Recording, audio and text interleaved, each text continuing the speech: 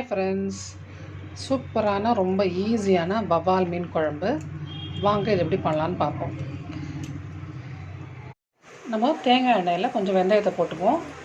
வெந்தயம் செவக்கிறதுக்கு முன்னாடி துண்டு துண்டாக கட் பண்ணி வச்சுருந்தா பூண்டை போட்டுக்கலாம். வெந்தயம் லைட்டாக செவந்துச்சு, அதுக்கப்புறம் பூண்டை போட்டாச்சு. நம்ம கொஞ்சம் கருவேப்பிலையும் போட்டு நல்லா வதக்கி விட்டுடலாம். பூண்டு லைட்டாக ரெட் ஆகட்டும். ஸோ நான் இந்த 2 கரண்டி ஃபுல்லாக வெறும் மிளகாத்தூள் போட்டேன். 1.5 கரண்டி மல்லித்தூள் போட்டு மஞ்சத்தூள் போட்டு நல்லா வதக்கி விட்டுட்டேன். மிளகாத்தூள் மல்லித்தூள் எண்ணெயில் நல்லா வதங்கிடுச்சு. இப்போ தேவையான அளவு மிளகாத்தூள் மல்லித்தூள் சேர்த்துக்கோங்க, மஞ்சத்தூள் கொஞ்சம் சேர்த்துக்கோங்க. கரைச்ச புளி நம்ம சேர்த்துக்குவோம். நம்ம புளி கரைச்சி ஊற்றியாச்சு.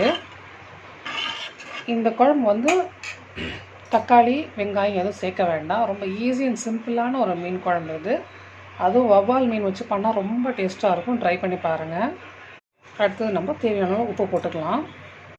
புளி தண்ணி கூட கொஞ்சம் எக்ஸ்ட்ரா தண்ணி ஊற்றி நல்லா கொஞ்சம் குழம்பு நல்லா கொதித்து வரட்டும். இப்போ நம்ம வவ்வால் மீன் எல்லாம் போட்டுட்டோம்.